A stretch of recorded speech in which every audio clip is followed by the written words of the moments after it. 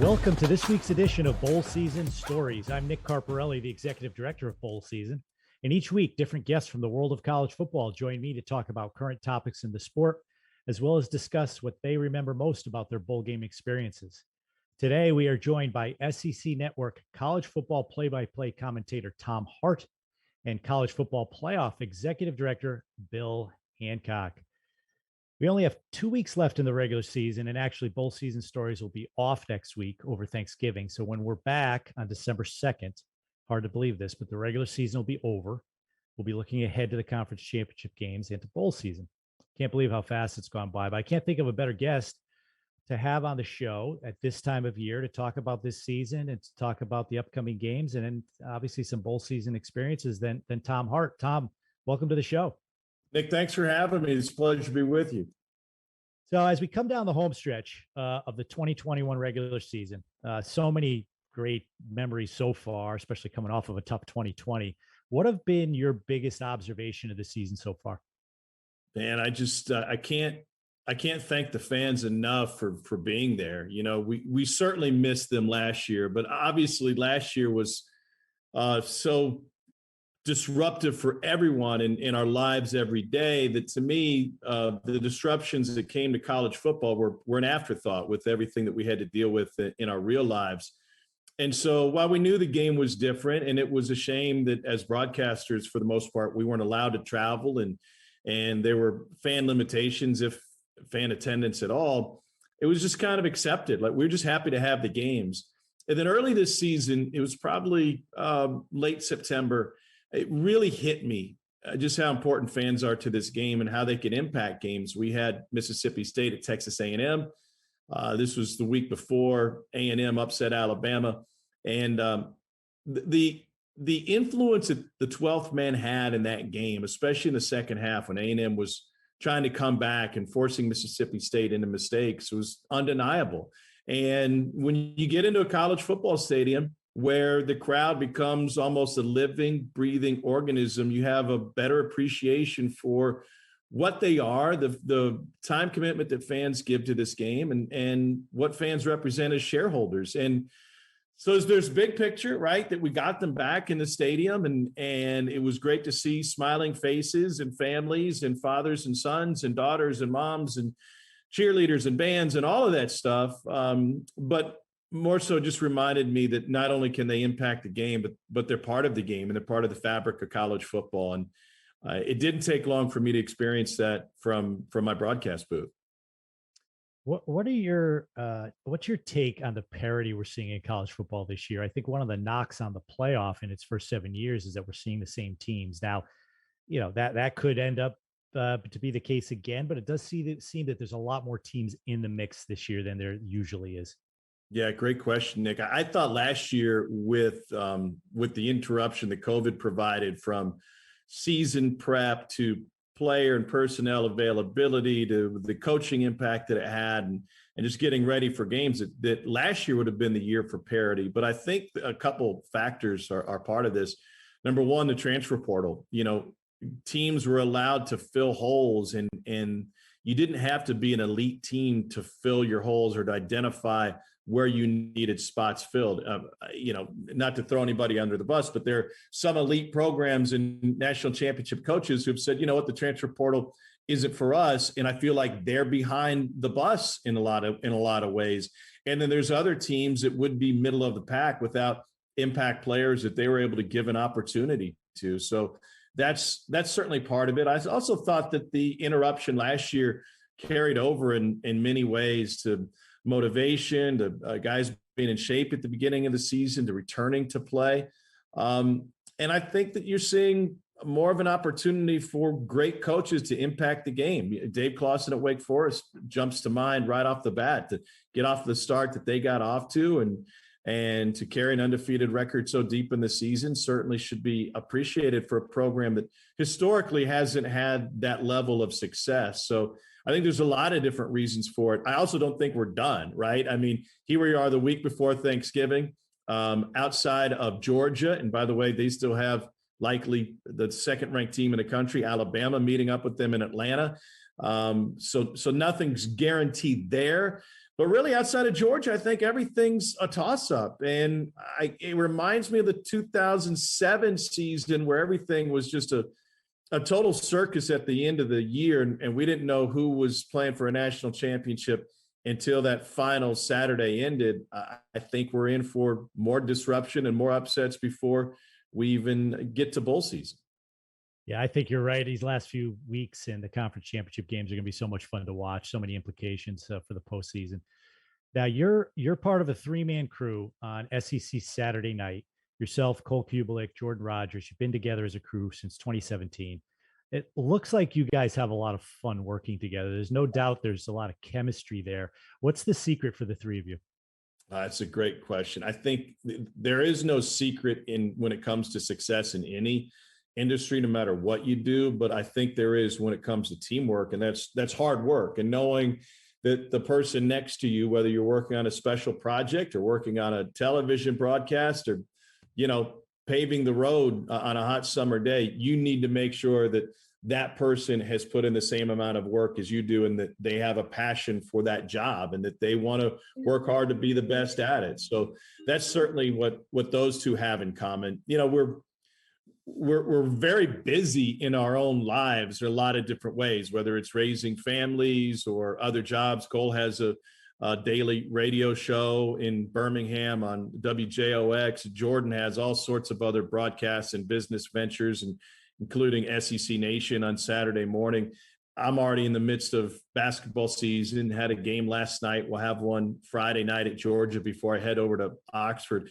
So there will always be times where your prep is interrupted. And what I get out of this trio is that I know that if I have a weekend where I haven't been able to do the prep that I expect and that I value, I know that those guys are there and they've got my back. And I think that's the secret to it.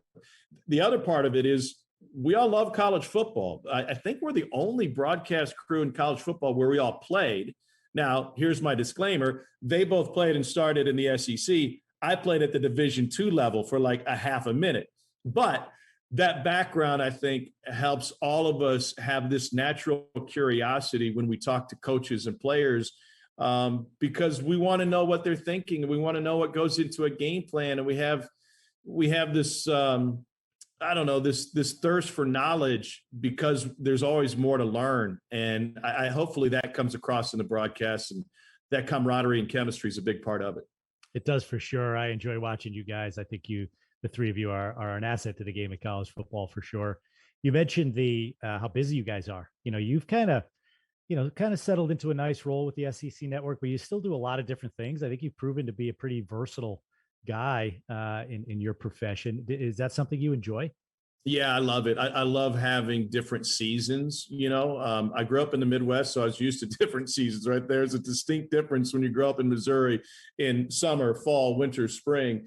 And so I like having the ability to kind of shift modes and go from the College World Series in Omaha to maybe some MLB games, and then football rolls around, and then I'm deep into basketball. It keeps me fresh. And I guess you wouldn't be surprised, but the thirst for information when it comes to college football knows no bounds. It's not uncommon for me, let's say, to go into a Tennessee basketball practice and Rick Barnes wants to talk about what's going on in the college football world, or John Calipari, every time I'm at Kentucky, wants to talk about college football. When I covered the Braves for a few years, that locker room was full of SEC guys and college football guys who wanted to talk about what was happening that weekend with Mississippi State or Alabama or Auburn, whatever their sport was or their team was. Like there's this passion for the game of college football that I'm able to weave throughout my year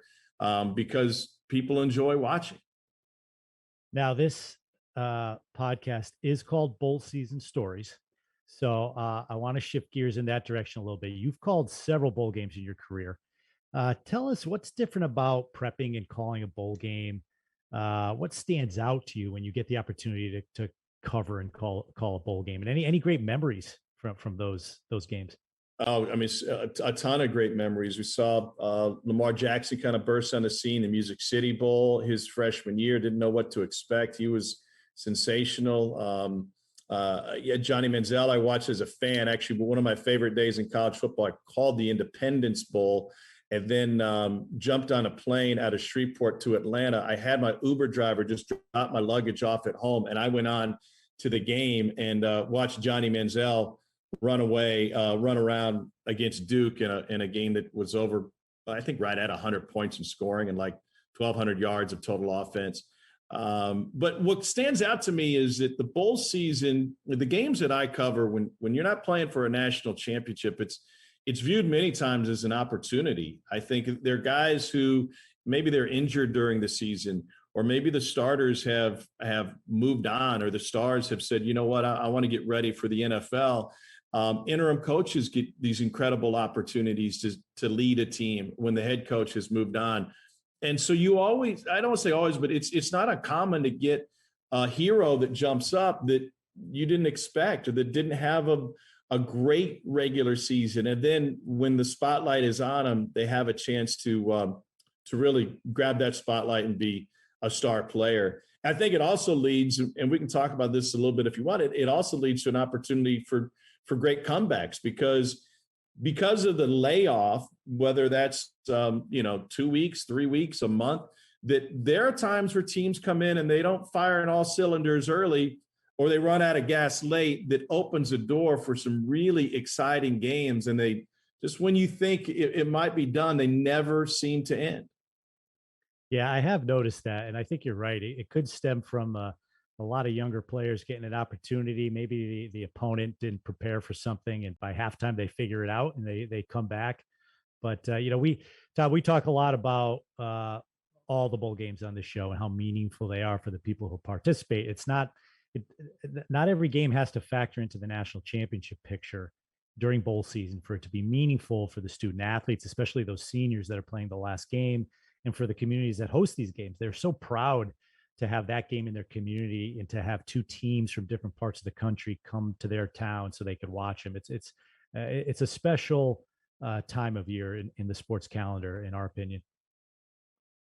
Yeah, I couldn't agree more. And those opportunities that we get as broadcasters to pop into the city and to see how much it means to those players, whether it's, team talent competition, a talent show that they have, or a rib eating contest, whatever it might be at that locality. I just want to pop this one in. We're talking about comebacks, and I had the opportunity to call the Armed Forces Bowl in 2015, Houston and Pittsburgh. James Conner was a great running back for Pittsburgh at the time. But both of these teams ended up with interim coaches, which was interesting at the time. But we kind of thought the game was over. Pittsburgh led 17-6 at the half, and then 24-6. And there's 11 minutes left in the clock. Like it wasn't just the start of the fourth quarter, like 5 minutes into the fourth quarter, and it's a 25-point advantage for Pittsburgh. Like it's close the laptop,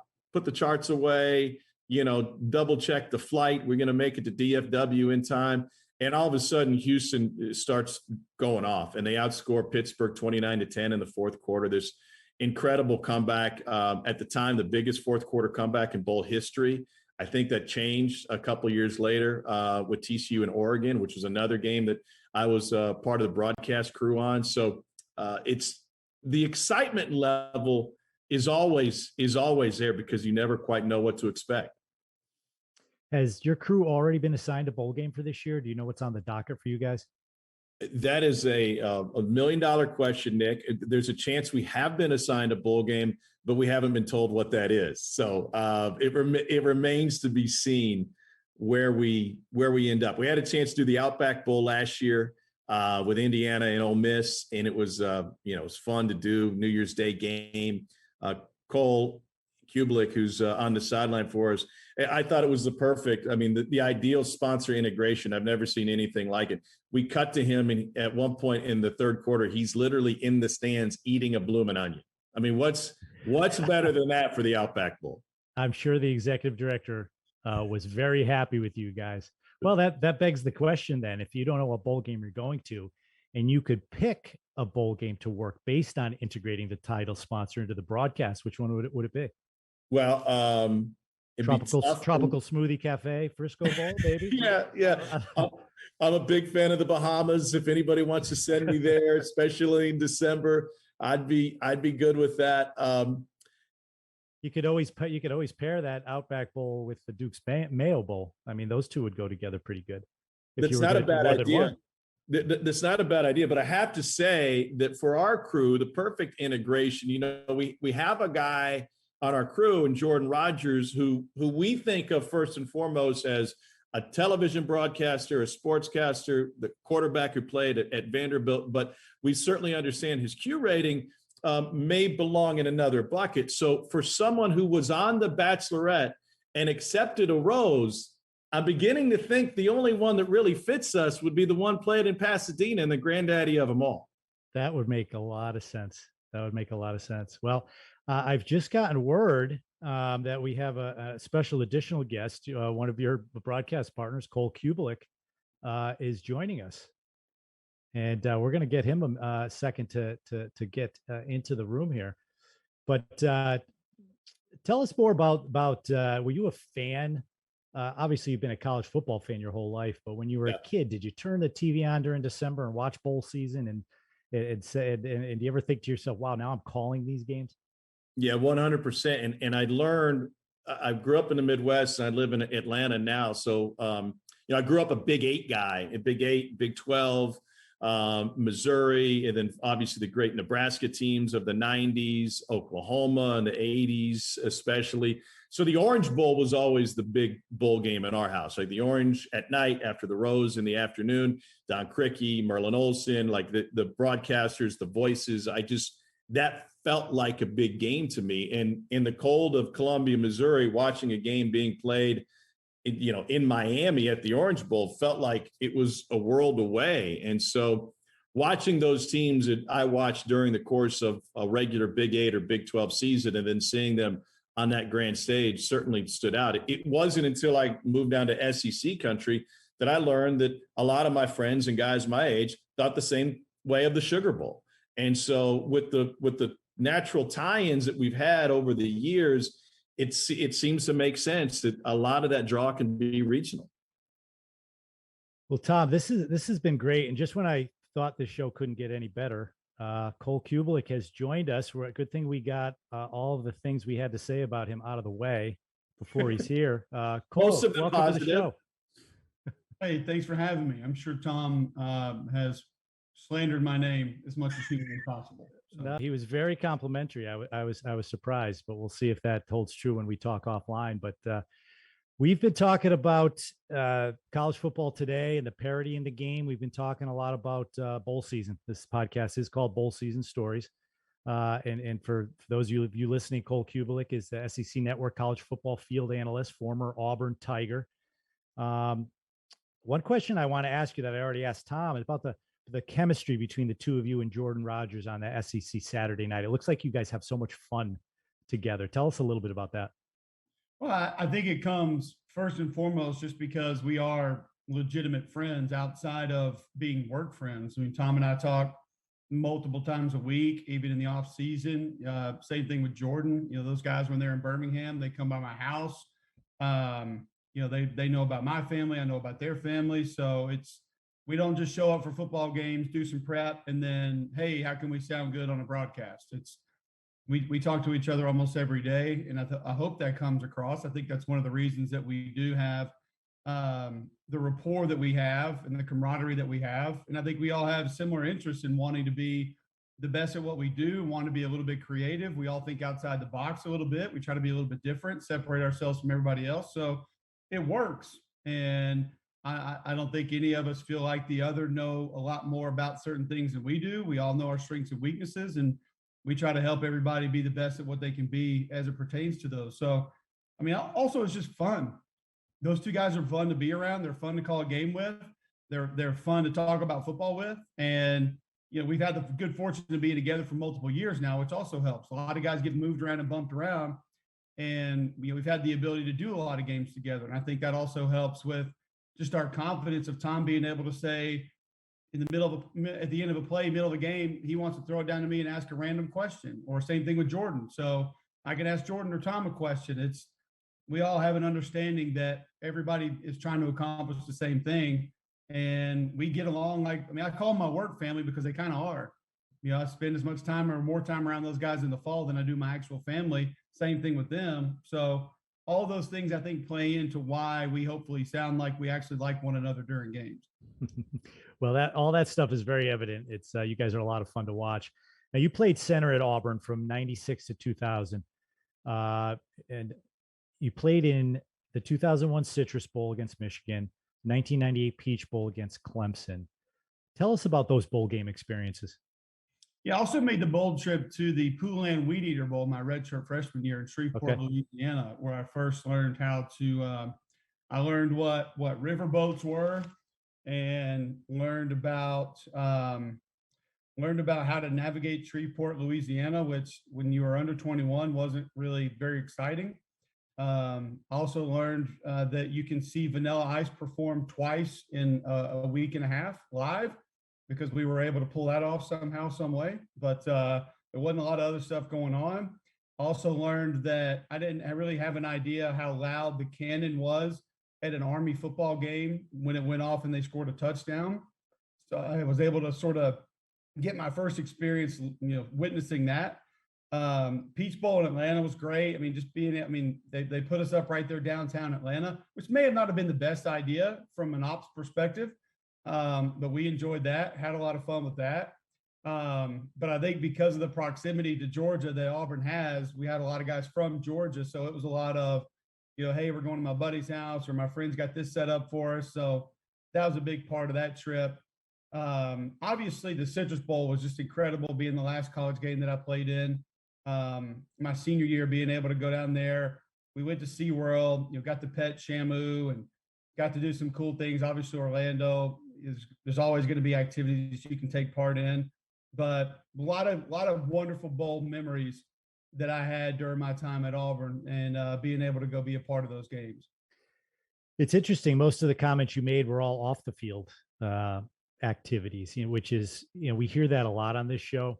The average fan, I think, turns the TV on in December. They watch another game for 3 hours, and they don't understand that you guys are, the teams are in town for 4 or 5 days. You're there with your teammates, especially the seniors, right? A lot of them, it's the last football game they're ever going to play in their life. They're at some unique destination with their friends, their teammates, and it's really memories that last a lifetime. You touched on some of them. Any other, peel back the curtain for us a little bit. Maybe there's some stories you can't share, but tell us some more about your bowl experiences and your memories.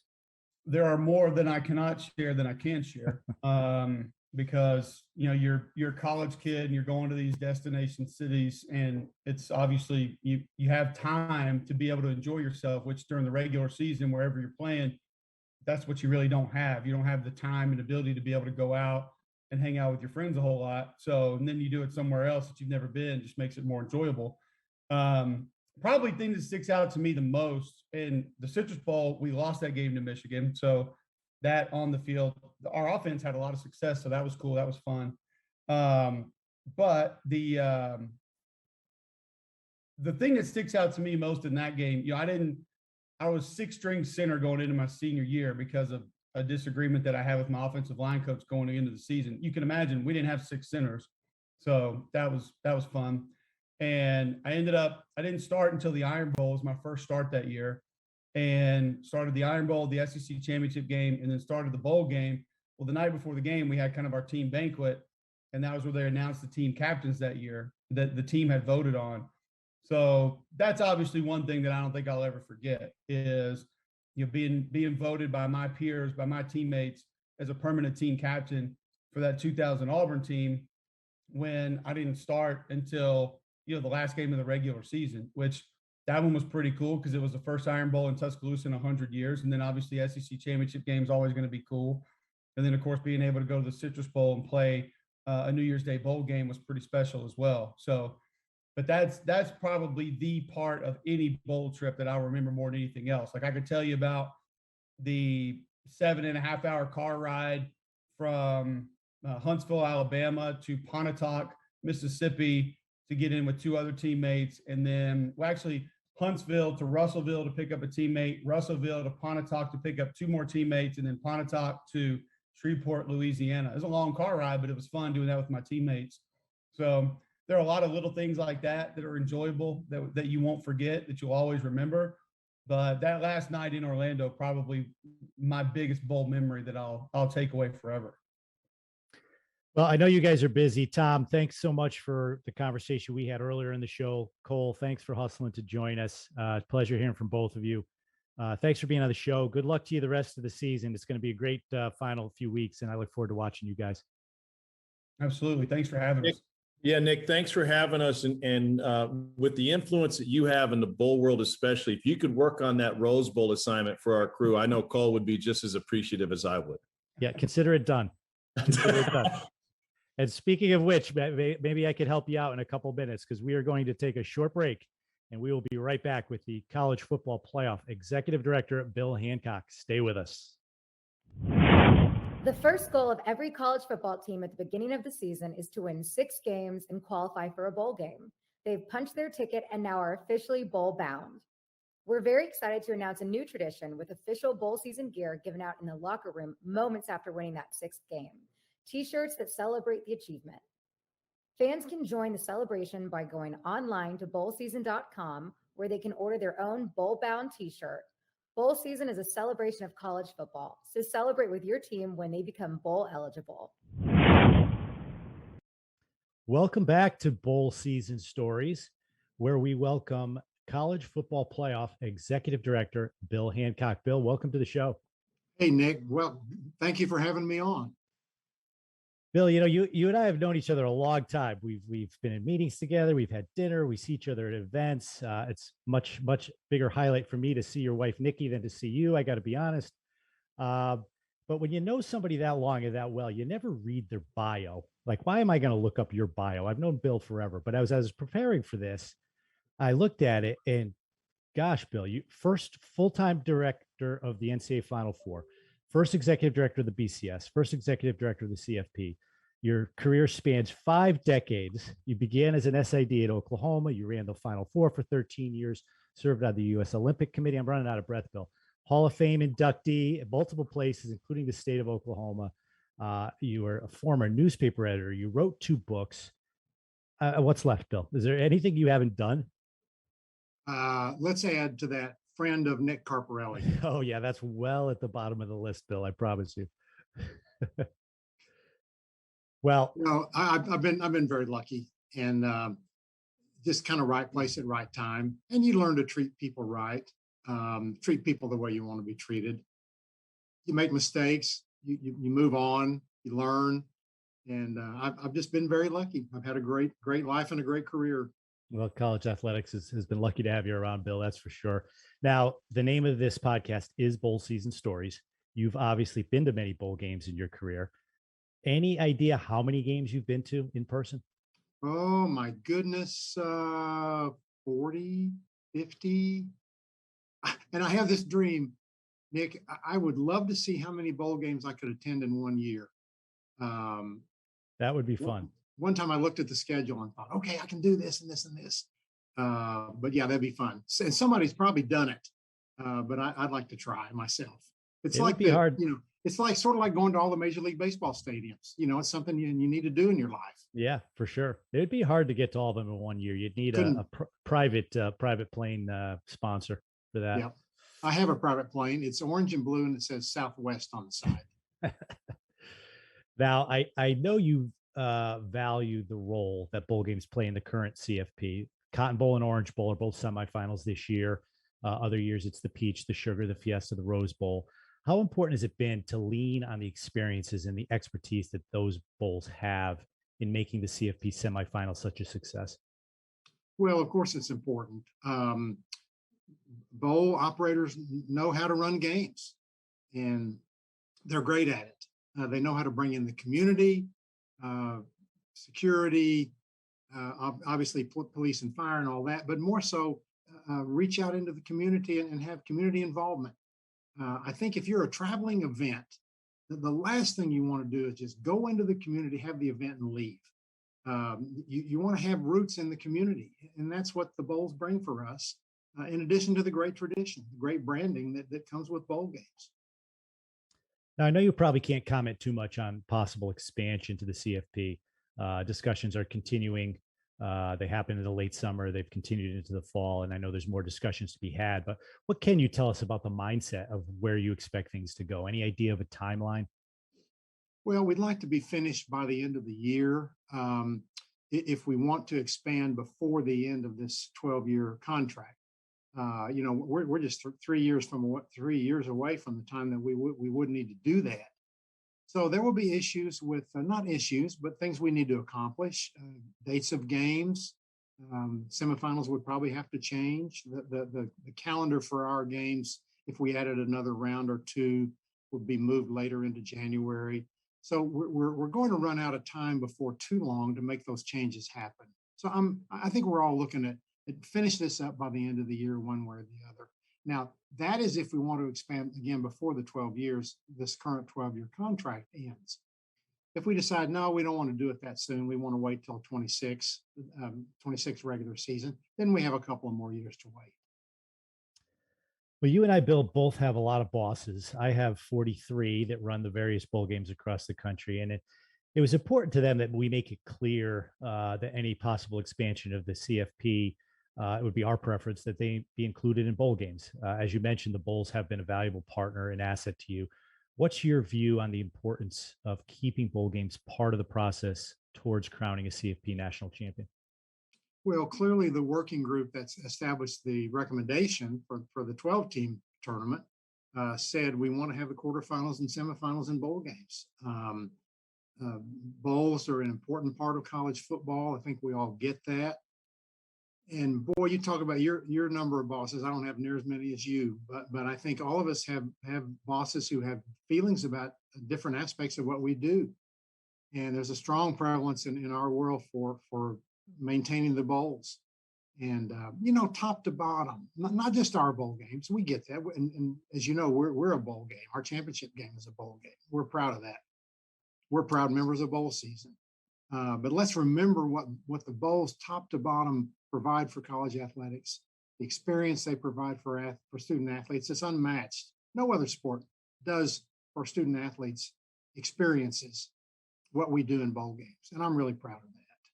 Yeah, I think we all are. I mean, college football's postseason is unique. I think it'll always be unique. And personally, I've said many times, there's two really equal and really important components. It's important to crown a national champion. So what you do at the CFP is so good for the game of college football. But there's 130 FBS institutions, and I don't care how big the playoff gets. They're not all going to be in position to get one of those spots, and they deserve a meaningful postseason experience. For They sure. do, and Nick, I think people don't understand some things about the bowls, the matchups. You're going to play an opponent that you probably never played before in many cases, and may never play again. So those matchups are really cool, and for the players getting to go to a different part of the country where you're the talk of the town for a week or so. When I talk to former football players about their college experience, invariably they will say one of the things they remember the most was their bowl trip. And I think we need to cherish that. Now, you mentioned the CFP National Championship is a part of bowl season, but it is a standalone game at the same time. You've been able to utilize some fantastic host committees. This year it's in Indianapolis. I believe it's LA the following year, Houston after that. How's that process been in terms of working with these great markets? We envision our staff as the bowl staff. We run the game, we run it every year, and it just happens that we take our bowl to different cities every year, and it works out great. We've been very lucky to have host committees whose duty, frankly, is to welcome people to the community and fulfill the community's obligations that were made as part of the bidding process. We've had terrific host committees, and you know all of them. We just finished with Miami, did a great job under very trying circumstances. My goodness, let's hope we never have to do again what we had to do last year. But Eric Palms and committee just stood right up and did a great job. Here in Indianapolis, the circumstance is different because we're working with a host committee that doesn't put on a bowl game, but they know how to do big events. They've had 8 Final Four, Super Bowl, of course, and this community in Indianapolis is just wraps its arms around sporting events. And I'm really looking forward to the football community coming to Indianapolis and experiencing what the basketball community has experienced. I think they've had 8 Final Fours here. And it'll just be really cool to have the football community get that same feeling.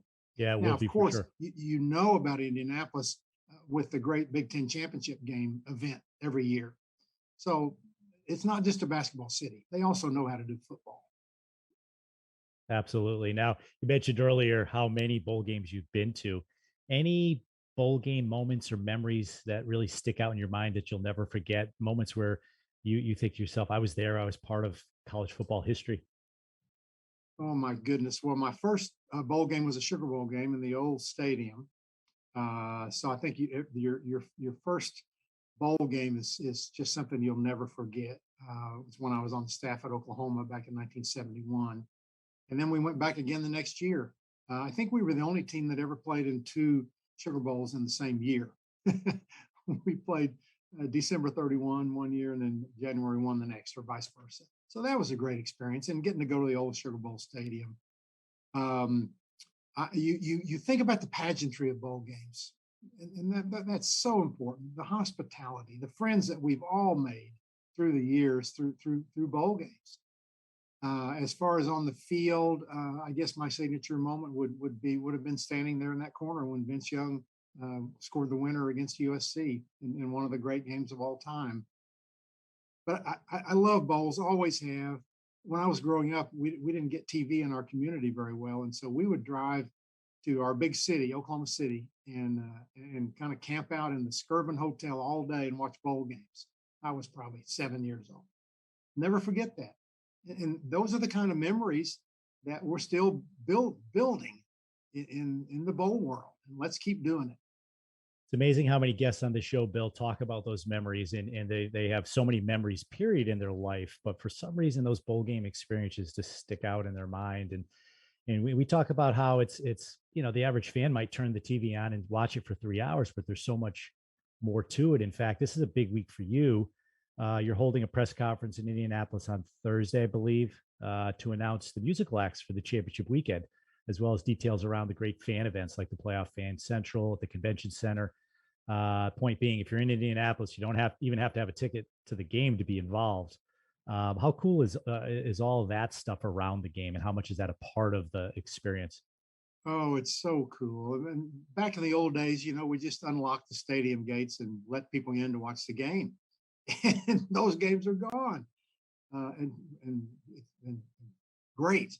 You have to provide something else for fans to do. So we have the concert series, we have the Interactive Fan Festival, 5K run, a neat charity event, Taste of the Championship, and it'll be a terrific event, terrific weekend in Indianapolis. Really a celebration of college football. That's our goal, twofold goal. One is to create memories and good experience for the student athletes, and then also celebrate the game of college football. Now, at the beginning of the show, we talked about your long career, and you've been a mentor to many people over those years. But think back to when you started. Who were some of the influential mentors that you had as a young sports executive, and what were some of the best career lessons that you learned at a young age that maybe even after all these years you still think about? Oh my goodness! Let me start with bowl people who were important to me. Phil Scoville, Wilbur Evans, Dan McNamara, people at the Sugar Bowl committee members more than staff members, who really guided me on the right to start down the right path. Conference commissioners, Dave Gavitt, Wayne Duke, Chuck Ninus, Tom Hanson, led by example. They didn't have to preach. Roy Kramer never preached. You just watched them and you learn what to do. We had a business manager at Oklahoma, a guy named Ken Ferris. Again, you knew how the business worked. I learned a lot from sports writers through the years, some of which I learned what not to do. And that's really important. You learn as much what to do from watching people as what not to do. And now we, people like you and me, are in a position of being the teachers. But let's hope that people look at us and say, I want to do what Nick Carparelli does. I want to behave like Nick Carparelli. That's my goal. The College Football Playoff National Championship game is scheduled for Monday, January 10th at 8 p.m. Eastern Time at Lucas Oil Stadium in Indianapolis, Indiana. The game will be broadcast on ESPN. Bill, thank you so much for being on the show, sharing your thoughts and your insights for us. I know we're all excited for this bowl season, capped off by the College Football National Championship game, to have a full stadium, a full week of events. I can't wait. Good luck to you with all of that. Thank you, Nick. And again, thanks for having me on, and best wishes for all the bowl games this year. And just remember, someday I'm going to come knocking on your door to say, I want to come to your game as part of my attempt to go see all 43 bowl games in 1 year. You're welcome anytime. You have a lifetime all access pass, Bill. And thank all of you for listening to this week's Bowl Season Stories podcast. Please join us in 2 weeks when we will welcome another lineup of great guests. If you like the show, we'd appreciate you dropping a 5-star rating for the podcast.